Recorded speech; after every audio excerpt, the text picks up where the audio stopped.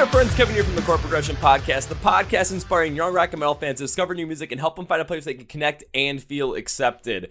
One thing that I've always been curious about, that a lot of people have been curious about, is the divide between religion, specifically Christianity, and metal music. It's something I've always been kind of concerned with, always wondered about. And I recently had Jared from Heliocentric on the podcast. He's a former street preacher turned atheist. And when I asked him this question about what he sees as that divide and why that divide is there, he pretty much put it out there in the best way possible. So I want you to check it out. Before you do that, though, if you like this video, hit that like button, which is right over here. Hit that subscribe button. Make sure you don't miss out on any podcast videos we have coming out, any reaction videos, or any videos like this. So I want to thank you for subscribing. Thank you for joining the family. Without further ado, let's get to it. I wasn't raised Catholic. I was raised Protestant, evangelical, Pentecostal. So, three narrowing fields of specificity. But in my experience, the experiences of Catholics and like hyper Pentecostals are pretty polar opposite.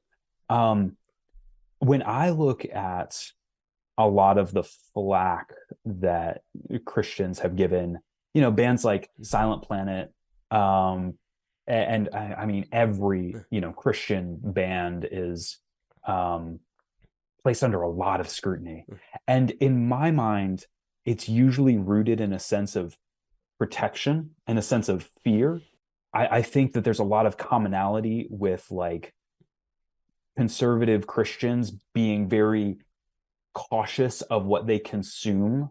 Like are they watching movies that are good for their soul? Are they listening to music that's good for their soul, books that are good for their soul? I see a lot of commonality with that, and with kind of like, not hypochondriacs, but people who are really clean eaters. They're like, oh, I don't eat red dye number 40 because that's been maybe shown to be cancer, and I don't eat from this place or this place or this place. And they're kind of like hyper paranoid about what they eat. And so I think there's kind of like a similar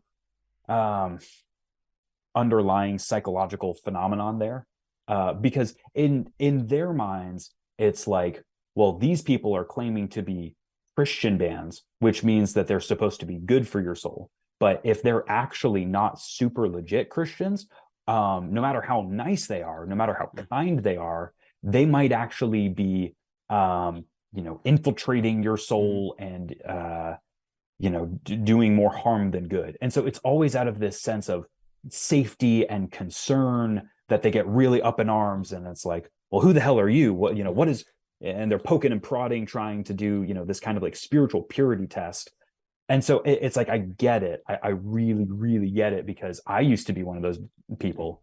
I remember when like For Today came out, God, that would have been in like 2014. And they had like this whole debacle with, can you be gay and Christian, right? And it was this huge deal. Monster dropped them and they lost tens of thousands of dollars like overnight. And I was the conservative Christian who was saying like, yeah, how dare they say that you can be gay and Christian? Like, don't they know that they're, trying to, they need to preach the true and pure gospel, and they're tainting it or diluting it by not being as hard-nosed as they should be. And looking back now, it's like it feels like a different human who was saying that, but at the time it was all out of this sense of protection and care for people who I knew were listening to their music and being like spiritually influenced by them. All right, so that was Jared from Heliocentric, and coming from my perspective at the same time, I grew up in a Catholic grade school and a Catholic high school, so I went through all of that. I grew up within that faith and really don't associate with it much anymore, if at all. And what Jared had said about the idea of why Christians are very removed from metal, why they still give it a lot of flack, is because the idea of protectionism. It does make absolutely a lot of sense to me. And you think about it, when you're focused on something that's supposed to be wholesome for you, good for your soul, good for your spirituality.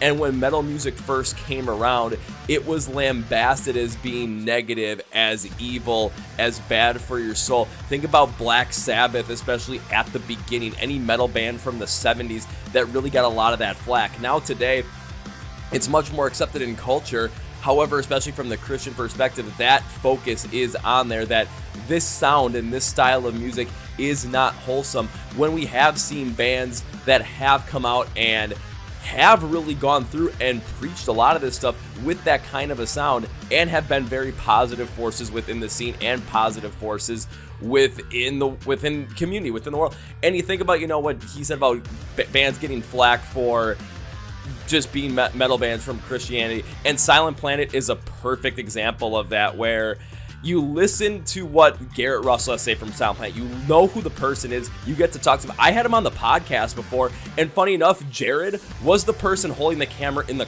car when Garrett and I were talking, which is how we got connected. But it was something where I remember hearing about Garrett's issues with it, and when you meet Garrett in person, Garrett Russell is one of the nicest, best people you will ever meet in your entire life. But because the perception around the music and around the sound is that it's not wholesome or it's not good for your soul, there's going to be this protection style around it that's going to have to protect that nature. And it's based off of the belief that a lot of these people have and the strong belief they have within that faith. I saw it happen when I was in school, specifically in high school and even in middle school, when I was called the demon child because I listened to Disturbed. Yeah. That was a little bit of an interesting one. In high school, I saw it too with the morality and ethics class when I had a debate on different topics, and I always went with the topic that was kind of against what the Christianity side was saying, and just debating it with more logic and more just facts. And everything around there came to be such a heated topic and heated issue. And I really thought that it was all based within that idea of protectionism, protecting this idea, protecting this concept that has been created, because if it's not widely accepted as wholesome, it's not widely accepted as good for your soul, just based off of some premonition, it just is going to be something that's going to be embedded in their mindsets for any group that's going to be thinking that, and it's going to take hold, and then it's never going to be accepted really ever. And I think about, you know, the golden rule, do unto others as you would do unto you. And think about the mosh pit as well. What's the golden rule of the mosh pit? If someone falls down, you pick them up. It's rooted within that. If you were to fall down, wouldn't you want other people to help you up? When we see people fall down, we help them up immediately. We make sure that they're okay. And we create this positive community that's positive for who we're, positive for change, and positive for making our lives as fulfilling as they can be. And isn't that what we all want in life? Isn't that what, you know, Christianity is really going for, is to be good to your neighbor, be good to yourself, and be the best person possible to make the most positive impact you can in this world? And there's always different ways to do it. It all depends upon perspective. But what Jared is saying here is absolutely spot on, in my opinion, where why is there still such a divide? It's because of that idea of protectionism that still exists against metal that really stands out. And that could go to anything that is looked upon as not good for your soul or not good and fulfilling and positive within your spiritual self. So this was something that was very interesting to me. I love the conversation about it. If you want to watch our whole entire conversation, go to the description of the podcast. You'll find the link for the whole entire video. You can also listen on Spotify, Apple Podcasts, iHeartRadio, and Amazon. Make sure you hit that like button if you enjoyed this. Make sure you hit that subscribe button down here. We do new episodes every Tuesday and Thursday. We have reactions every Friday with new songs. And of course, we have all these different podcast clips as well for you. So thank you for watching. This is Kevin. I'm out.